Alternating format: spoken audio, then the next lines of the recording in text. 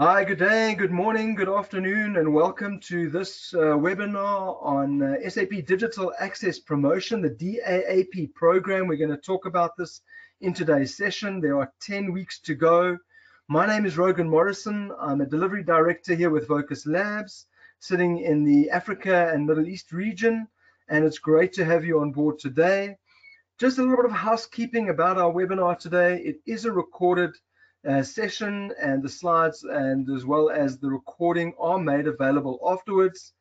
Please also, you may have questions. There is a questions tab available to you. Please type your questions in, ask us. We deal with a lot of digital access programs, and we have a solution SAMQ, which I'll go through shortly in terms of giving you some indications of how do we measure digital access. And I'm sure you may have some questions around this, so please type them into the questions tab. We're going to have some question time at the end of the presentation, and I'll look up your questions and answer them from there. And yeah, great to have you on board. There may be other questions that come out of this. Lots of customers moving to S/4HANA may have questions. We do so a lot of things around there. But let's get started with today's webinar, and let's take it from there. So, right, let's kick this off. And just a bit about Vocus Labs, where we come from, what do we do, what is our purpose to help organizations, and really the whole focus that we have as an organization is around licensing, authorizations, compliance, and management add-ons. And really our focus is to help organizations maximize the contract value and the cost value that they have in engagement with SAP. That's the whole purpose of what we've done here in terms of releasing SAMQ and SETQ, is really to help you get as much out of your contract through the licensing structure and through optimizing that. So we developed the systems way back in 2012 in terms of SAMQ and have steadily expanded that. And we have a number of different individuals, delivery and advisory teams based in different locations to serve various different market entities. You can see the list of those below, and I'm not going to spend much time detailing that. You can always find this information on our webpage. Really importantly, we have two specific products, and really they are integrated, and that's really what's important here.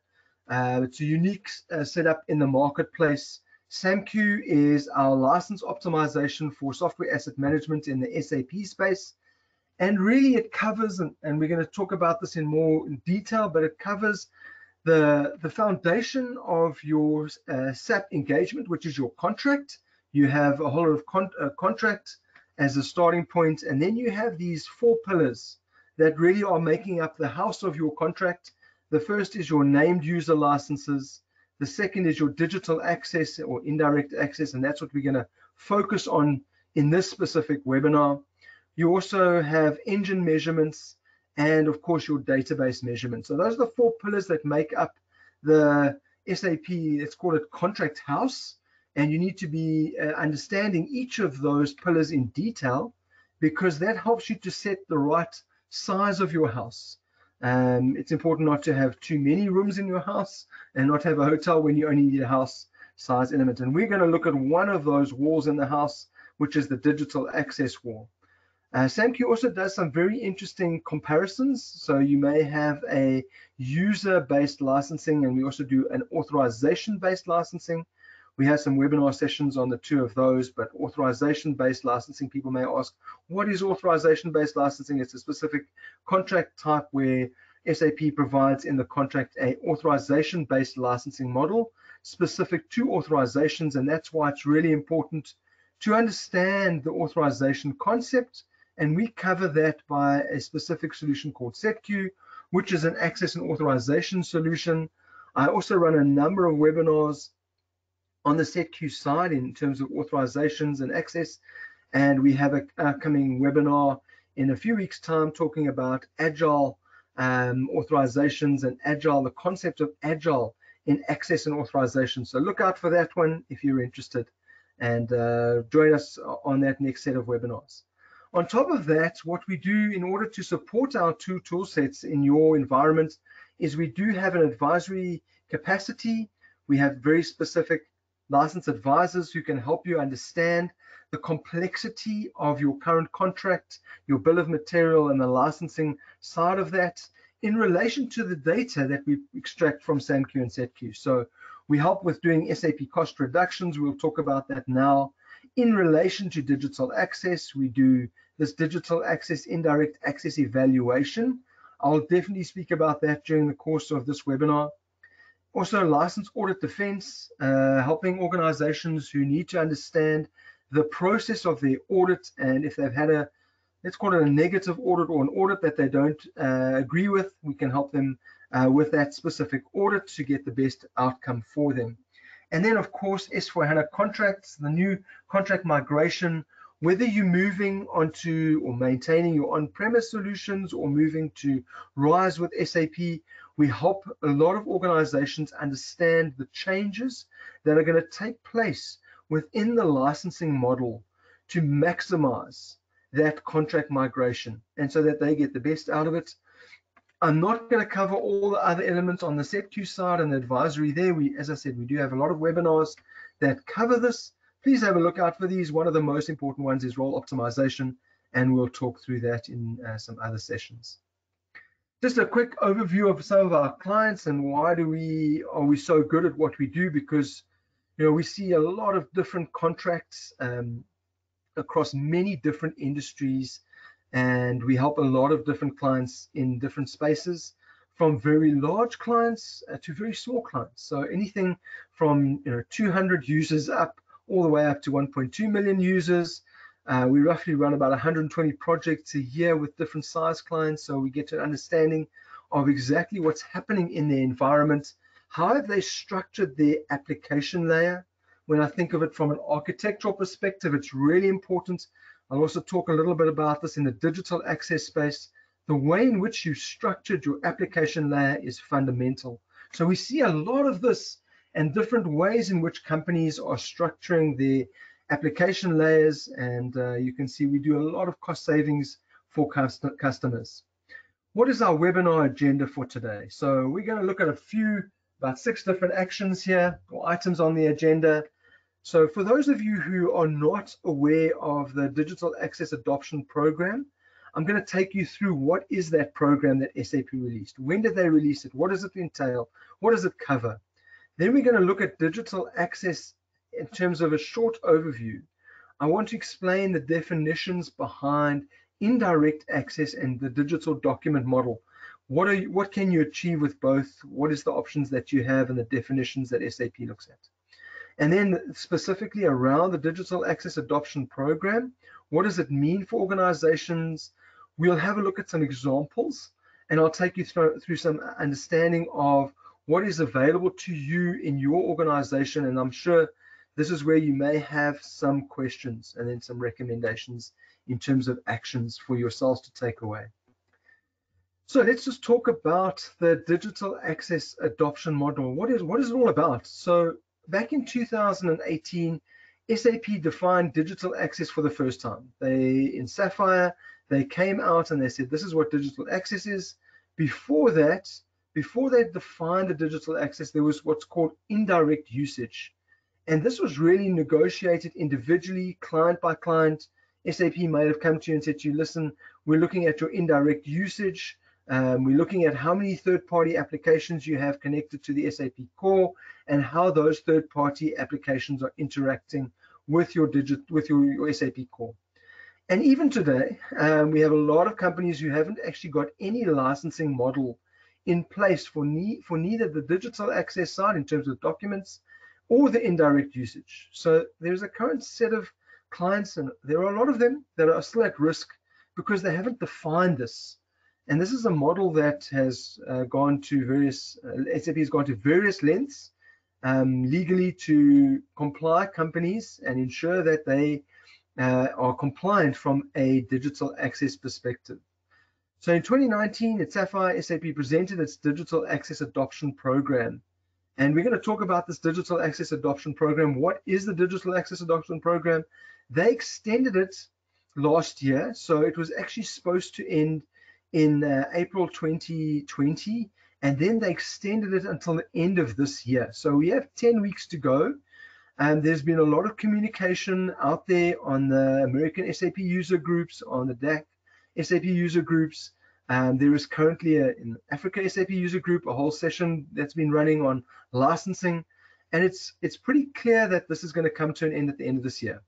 In those user group forums, it's indicated that the end of 2021 will be the last DAAP program.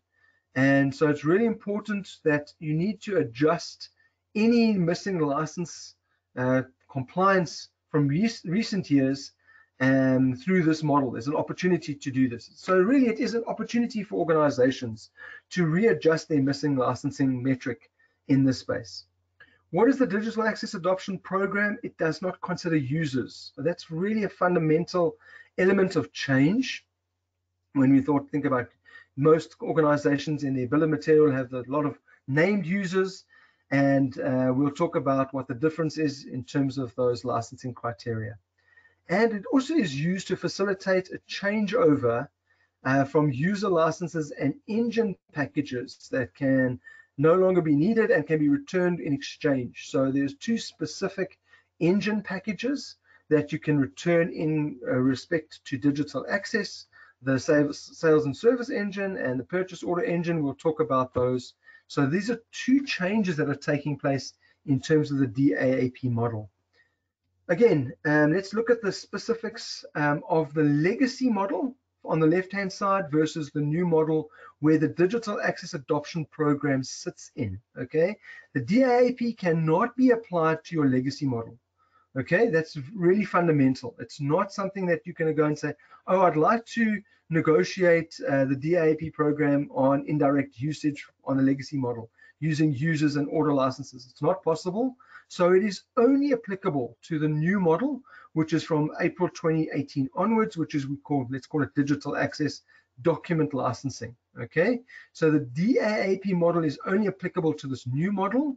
You have a choice between the two models. It is not and you can't do this model and that model. It's an or model. So you only have it's not, as you can see at the bottom here, they're alternative, not complementary. So either you stick with the old legacy model, whereby you measure the impact of your third parties on your digital core via user licensing and via order licensing in terms of the sales and service orders or the purchase orders. You only have those two metrics, with those two items in order to measure your indirect usage.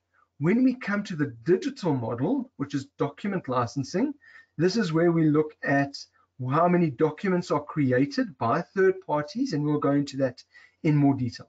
I see that there's a hand up at the moment. Maybe it has to do with audio. Let me just take a quick look and see what it is. If you can, rather just pop, if you've got a question, pop it in there. I can always check. If it's something to do with audio, please check your audio buttons and see that everything is running there. I trust that everybody can hear me, and I'm checked it with our moderator who can. Okay, let's continue with this. So where did this come from? Let's look at a quick history of this. The initial idea behind the digital access model originated in 2017. And there was a white paper from SAP. Initial ideas were starting to proliferate the markets around how do we measure digital access. And in 2018, that's where SAP put a definition together. And they said, right, this is the definition for digital access for SAP. And they started in the mid of 2018 providing specific sets of notes for document count. Okay, at Sapphire, as you can see here, they launched the DAAP program. So they said, right, we're going to get some customers, we're going to provide a note, we're going to start counting documents, etc. And in mid-2019, they made the first versions of the SAP Passport available. In 2020, due to various circumstances, they extended the DAAP program until the end of 2021. And throughout the period of 2020 to 2021, you'll see that there are several fixes to the passport and to the various different stages of SAP release that you're on. So we do have specific content in an Excel spreadsheet. Reach out to me if you're interested in it. It is available on the SAP public domain.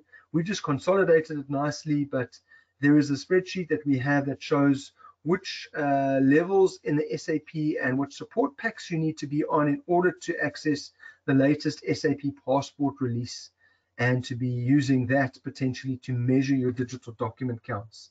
So this just gives you an overview of the timeline of where things started and where we are as of today.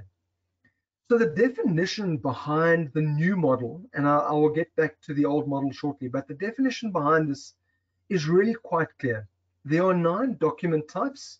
You see that in the figure below. You can see that there are sales, invoices, purchase documents, service and maintenance documents, manufacturing documents, quality management documents, time management documents, financial management documents, and material documents. All right, also be aware, you'll see that in the figure, that these certain documents have also got a count at a line item level and are then consolidated. Okay, so in the sales order, in the sales document, there are 4 line items that are counted, and these line items that are counted are then consolidated to create 1 sales document.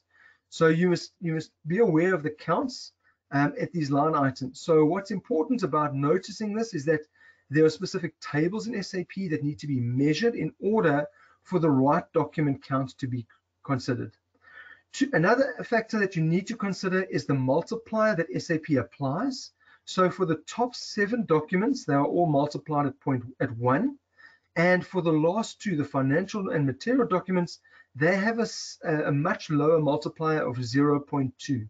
All right, so you need to be aware of the counts that are taking place and ensure that the multiplier is applied correctly to the relevant document types that you are measuring. Okay. Secondly, you'll see here at the bottom, it is only for the initial create of the document. Very importantly, not for any reads, updates, deletes. None of those executional activities that take place in your SAP system need to consider the document or will be counted for documentation purposes. So that's really important. And once you decide to go down this model, then any other indirect usage becomes free of charge. So SAP cannot charge you for any additional indirect usage. They're only going to look at what is the volume of documents created in the initial create in these 9 documents. That's the current model. That's how it works. Okay, to add on to that, when you look at changing and your options available to you, you can stay with your current contract. You can see this here. It's sitting in a specific document in the digital access space. You don't want to change anything on your contract. You can stay in your current contract, but you need to continue with user and licensing of all types of access. So in other words, you've got to stay on and have indirect access if you're not going to change your contract. You can then do a license conversion. So if you want to improve the transparency as per SAP's definitions here, you can do an option 3 where you go and do some additional license conversion, and you take specific licenses, in other words, the order licenses. You'll see them up the top here for sales and service order processing. So 2 engine licenses plus potential user licenses get transferred from the current license into a document license. And this then becomes part of an engine license. That's what's going to happen in the future. And you can see the conditions for that underneath here. So the positives for this process is that you can return surplus licenses and you don't have to do back payments on maintenance. So that's really important to understand. And the third option is where you're actually going to go and convert your contract. So when you do a contract conversion towards S4HANA or on-premise or on RISE with the RISE for SAP, then you're going to do again, change of the order licenses, some change of potentially user licenses, and you're going to change this into document, and it's a contract conversion approach. So again, 3 options that are available to you. You need to be clear on where you stand in your transformation journey with SAP. Do you want, the S4HANA model runs up to 2027, and you can extend that to 2030. So you need to decide where you are at, and then you take it from there. I see a question in there. I'm just going to have a quick look. License changes. I'm not sure. I'll expand on that a little bit later. We'll get to that question shortly before the end. But just make a note. It may be against a specific slide, so if you can elaborate. Sometimes I've spoken about license exchanges and changes on a specific slide. We can talk about that certainly. Right, so let's move down. So what is the Digital Access Adoption Program? So it was planned to be in place for 1 year, and it's designed to cover the estimated current usage. Okay, so there are two different options available to you when we look at estimated current use. Okay, the first, okay, is that you in terms of measurability, you have two options. Okay, and then in terms of financial incentive, you have two options. The first is you can go and have a look at and using the SAP GLAC and estimate the number of documents created by current usage. There are some limitations with that, and also it's not an independent view, and that's really the big difference there. You don't have independence. You're told by SAP what the number of documents are, and either that option, or you can go and implement the support packs and make sure that you have the right support pack containing the SAP Passport tool, and then you can do an estimation of the current document usage. We're going to talk about this support pack in a little bit more detail. Now you have two financial scenarios. Once you've determined the amount of estimated documents in your landscape, in your SAP landscape, and how many documents you're creating, then you have two options available to you from a financial incentive perspective. One, you can license the 15% growth, okay? So in other words, if you had 1 million documents that you'd counted across all the 9 document counts, you could go and add another 150,000 documents, and you would pay only for the 150,000 documents at the relevant license price. Okay, so digital access documents have different tier pricings, so you would pay for that, and you may achieve some additional discounts applied to. Sorry, you won't have any discounts. Sorry, only eligible for standard volume discounts. No special discounts may be applied. So be aware of that. When your other alternative is to go and have a look at the total volume. So again, we work on 1 million documents that you're licensing, and now you can either take the 90% discount on that full 1 million documents, and again there's no, it's a standard volume discount, there's no special discounts applied to this. Okay, so also be aware, this DAP model is only applicable to ERP and S4HANA. It's not applicable to S4HANA Cloud. Okay, please be aware of that. So you need to be cognizant of the change that they're applying on this, and have a separate set of negotiations with SAP around how you would manage that, and we can certainly help you with that when you go to the cloud. Okay.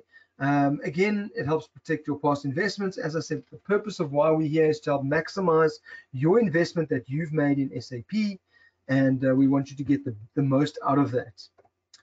Okay, so some clear examples of this. So first of all, as we mentioned earlier, digital access does not know users, it only knows documents. This means that if you have existing licenses in your company, these can be changed under certain conditions. Okay, for example, and here's a good example of service technicians who create or change existing SAP documents and do so via a third-party app, they do not need a license anymore.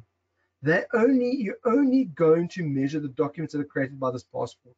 So this, again, you can start exchanging certain user licenses. Number 2, only the creation of the defined document is chargeable. So again, if you're making adjustments, changes, deletions, amendments to the documents, these are all free of charge. So if you have an existing SAP document that is created by an existing dialogue user in SAP and it is amended by a third-party application, you don't get charged for that. Be very clear on that. So it is very important in this context to understand the interaction of your third-party applications with your SAP core.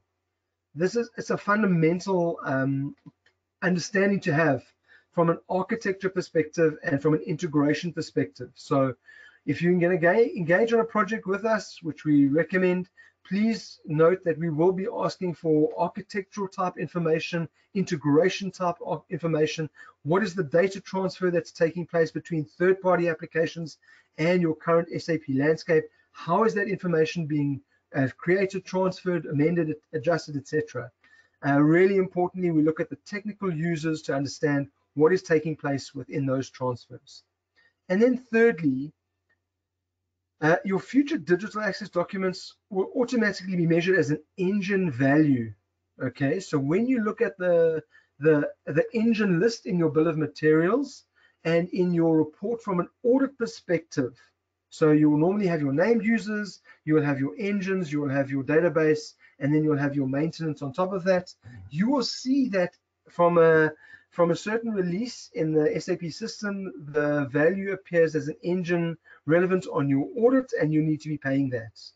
So you need to have a very clear understanding of what is the right value against which you must be paying.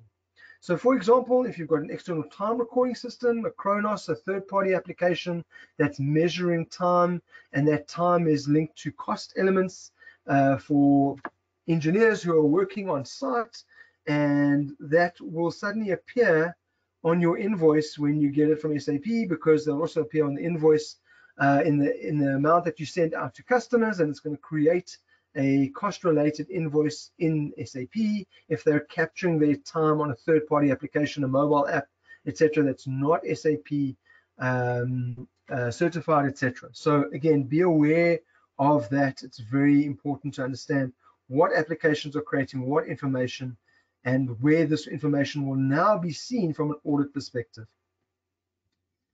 How do you get around and get to the most accurate value on estimating your digital access? So originally I showed you a few slides back what options you have in terms of estimating your digital documents. Okay, so first of all, there have been some notes and there are some reports in the SAP system that you can run. These have some limitations. What are the limitations that you're going to face and that you need to be aware of in order to make best sense of the data that you're going to get out from these reports? So first of all, they only work if the technical user, okay, for the digital access in your system is different for documents created by SAP products and non-SAP products. Let me give you an example. And I see this in many organizations where your basis team or your integration team or the authorizations team has set up a specific batch user to not only provide the service from a technical perspective for the SAP running of the SAP batches, especially WF batch or WF underscore batch, etc. It then also processes third-party application data into SAP. Now you have a mix on one technical username where they are processing both SAP internal batch processes as well as third-party batch processes. Your differentiation is almost impossible here. So if the user is the same, the current SAP reports cannot distinguish between the two. And if you have a very high volume of non-SAP digital access, it is very difficult to determine how much volume of digital access is created and how much is not. Given this context, now you have to try and apply a principle of only paying for the non-digital access documents. It becomes very difficult to do this because you've got this mix. So again here, we strongly recommend, in terms of your application architecture and the way in which you are setting up your technical users in the system, make sure that you give them a name, okay, it's a different name, okay, call them, give them the name of even the third-party application so that you know exactly that technical user is performing activities on behalf of the third-party application and it's pulling data in which are creating digital documents, okay. So again, the reports do not exclude subsequent documents from this estimation. So if subsequent documents are created, you're not going to get them excluded. So they're going to be counted on top of. You're going to have additional counts of your documents and you have to do this. You have to run a manual set of reports after this in order to exclude any subsequent documents from your counts. So your counts can be significantly skewed incorrectly for two reasons. One, because your technical user is performing activities for SAP and non-SAP systems, and two, the current reports are not excluding subsequent documents. Be aware of that. We find many customers who have very high digital document counts, and they ask us why, and we say because this is the current way in which you've created the integrations on your application layer. Number two, you may think that the number of employees has a direct relevance to the number of document counts. This is certainly not the case. So if you think that you have a high number of employees in your organization, and that this will create a lower value of digital document counts, it's definitely not the case. Okay, what actually happens is the highest number of documents is counted based on the number of third-party applications you have. So it's not relevant to think that you have a high volume of employees or users. It's really related to your application layer. So what's really important is to understand is how many interfaces, how many third-party systems do you have? You can have a very small SAP landscape or footprint with many third parties interacting against this. This means that your digital document counts can be very high. Okay, it depends on how many applications you have connected to your third-party system. So there's no correlation between the number of current users you have and potentially the number of documents that you're going to have a count on. Okay, so what are the recommendations for action? Okay, first of all, you should go and check in your legacy contracts what is available from a indirect model. So do you have what have you contracted? What is in those the use rights definitions? Understand within the use rights definition who's excluded, what is happening, and we can help you with that. Determine whether or not your current licensing is sufficient. So if you are running with the engine licenses of sales and service order and purchase order, plus you have sufficient users, you may be well within the indirect legacy model and you can stay on that model. Some organizations have in the past procured additional user licenses to cover for indirect access. They were proactive in that space, but it's important to note that you must do the comparison, okay, between your legacy model and your digital document model. Determine, this is exactly where we help organizations, determine what costs can be expected in both models. Okay, is it worthwhile staying on your legacy model versus your new document model? And determine a long-term strategy for dealing with the issue. Okay, if your long-term strategy is to move on and have many more third-party applications interacting with your SAP core, you may be, determine what that demand management is going to be, and then work out more or less from an estimation perspective. It might be not very quantitative or qualitative. It may be more of a thumbs-up estimate, but get an estimate of what that new demand is going to create in your new landscape. In other words, get an architect. If you don't have an enterprise architecture team in place, I would strongly recommend engaging with an enterprise architect to model your target model of your architecture. For 5, 6, 7, 10 years time, look at what that target model architecture application layer is going to look like, and then start determining how many processes from a third-party perspective are going to interact with your SAP core. Really importantly, build that into your transformation roadmap with SAP. Consider the impact of moving to S/4HANA. How is this going to change? What engines am I going to be able to hand back in? What users do I need to change, etc.? So we help a lot of organizations determine this based on the outcomes of running an indirect and digital access program with them. So we help them to find which is the best pathway to take based on your current bill of materials plus indirect access or digital access adoption program, which is the best model that you should apply to maximize the contract that you have with SAP. Okay, Metrics instead of user licenses can be cheaper and more controllable. Okay, so remember that user licenses are difficult you have to continuously make sure that you have the right number of users. You've got to measure and maintain that you don't have any inactive users. You've got to remember how many people you've got in your organization. So in many instances, it's much better to have a metric license.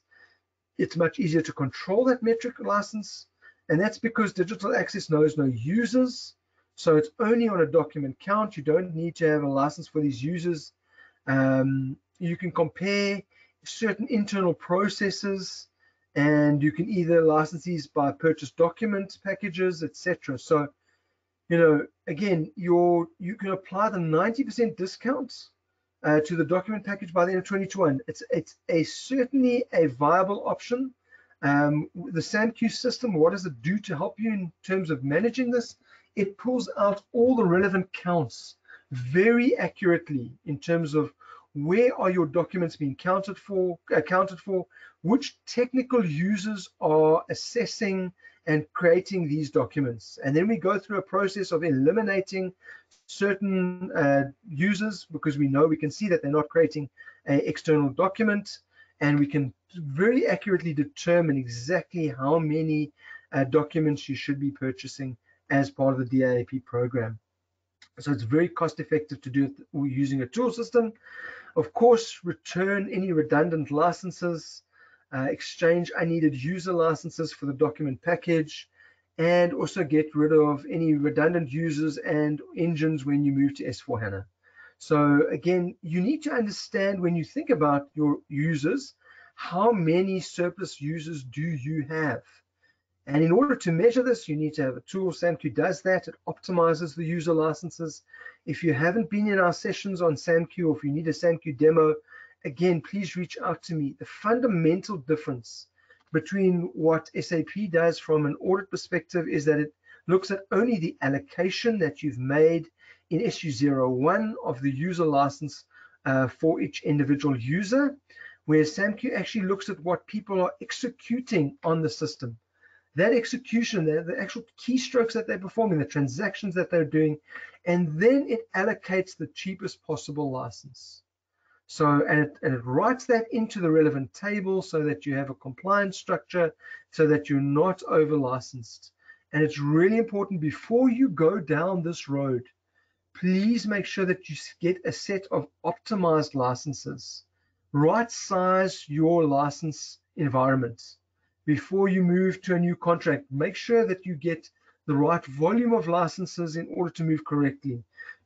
We find lots of customers who are significantly over licensed, and they take that significantly over licensed volume and they just transfer it to a new significantly over licensed contract in the S/4HANA space. Let's clean out, let's give you an optimized license environment. Okay, here's some examples. What SAMQ does in the license environment. You can see here you have your bill of material or your inventory on the left-hand side. We've got some different categories here, and you can see what the actual measurement is when you actually do the allocations using USMM and SAP. You'll see it'll just highlight here, for example, 350 professionals, 372 are what is measured in SAP, but when we optimize it using the SAMQ solution, it only comes out at 201. What does that mean?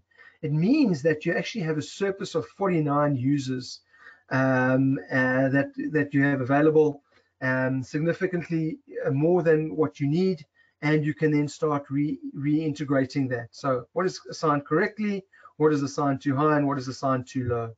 So really important here, SAMQ helps you to ascertain the exact and right license values that you should be using. Okay. Again here, I spoke about this a number of times. If you have multiple communications between your external SAP systems, this can lead to a high cost without digital access. So if you are using the indirect legacy model, it may mean that you have to have additional users and additional engines purchased.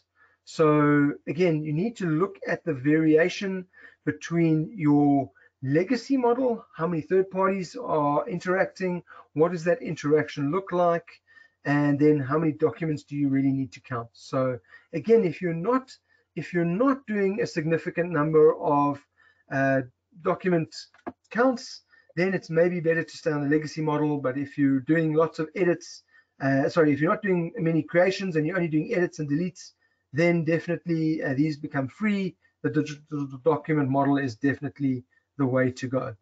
Okay, summary, let me just summarize quickly a few things. One, you have a hard stop potentially at the end of the year.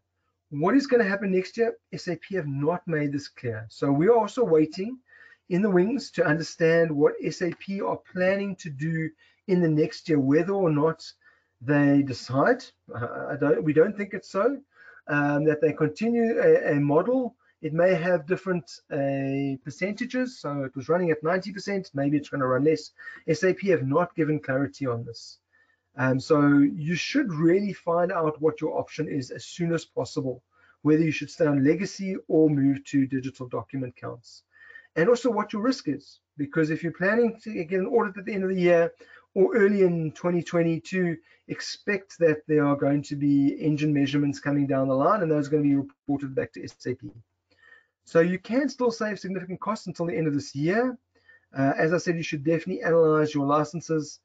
It is a complex topic, especially if you have a very decentralized, or I won't say decentralized, but very high volume of third-party applications across your application landscape interacting with SAP, as well as how you've structured your technical users, whether or not you've actually got dialogue users performing certain activities. We also find that. So there's a lot of gray area that we need to clear out to help organizations understand exactly what the value is around their digital and their indirect access. And there's many options then. And as I said, what's really important to understand is what pathway do you then take? Do you go down a license conversion, a contract conversion? What do you do from there? Do you stay on your contract? So again, basing on the 3 different options that SAP have put down, which is your best option from a company perspective? All right, I want to say thank you very much for your attention. I want to grab some time to look at questions. There are 1 or 2 questions here. I just want to pull out the question poll. Maybe you've got some questions and you want to ask some specific questions. So let's just pull out this here, and maybe this will start stirring some asks or information that you want to get from us today. All right, financial documents seems like a general term. Is that an opening for SAP to determine additional license charges? It is one of the document types, and I can share with you the specific line items that SAP measures from a financial document. So definitely, could there be additional license charges? We're not sure at the moment. It does leave things open. For those of you who've worked in the space for a number of years, there's always a certain amount of gray area that SAP leaves open and that is interpretable. So definitely, I would say, first of all, first up, define and measure what you have in your tables. There are very clear tables that can be measured that determine the number of financial documents, material documents, etc. Please be aware, those we can quite easily measure with the SAMQ solution. It gives you a very clear indication by line item which specific documents are being created in every single line item, in every single table per document type. So that's really important to understand. And then I think then you can make a clear-cut case. Again, financial documents, as I said earlier, measured at a factor of 0.2. So you can definitely have a look at that, and we can then give a very good calculation for you if you're looking at that. Right, let me see if there are any more. Yes, certainly the presentation can be made available. The other thing, I get asked a lot because I do run a lot of these digital access adoption programs with customers. We do a digital access review evaluation. If you would like a very detailed demonstration of how we go about this, please reach out to me. My details are on the bottom there. Send me an email, say to me, I want to look at this in more detail. I can demonstrate to you in the SAMQ solution the full rundown of what we look at from a user perspective, what we look at from an engine perspective, and give you some clear indications of what are the outputs that you can expect to receive from running our digital access review program. And we have got some really good, help a very significant number of customers understand which approach to take, and then give them very clear guidance on how to move forward from an indirect and digital access perspective. Any other questions? We've got a few minutes left in the presentation set. If there are any specific slides you want to go back through, if you want to have any more clarity on the specific slide, hey, put it in the questions bar, and I can quickly scroll up and we can talk through that in more detail, and certainly can help you answer more questions. I'll give it another 2 minutes in case there are some more questions, but if there aren't in the next 2 minutes, then we'll close out the webinar. As I said, this webinar is available. We have all our webinars available on our website. Please go and have a look there on our website. We have a lot of content, a lot of white papers regarding digital access. We've been publishing a lot of information regarding this. We also have some specific sessions around the SAMQ solution, how it works, etc. And please, feel free to reach out to us for additional information in other licensing topics around S/4HANA migrations, around audit controls, etc. So, yeah, thank you very much for your time, for your attendance today. I'm going to stop the recording, and I wish you a fantastic rest of your day and your week. And as I said, please reach out to us if you need any further assistance.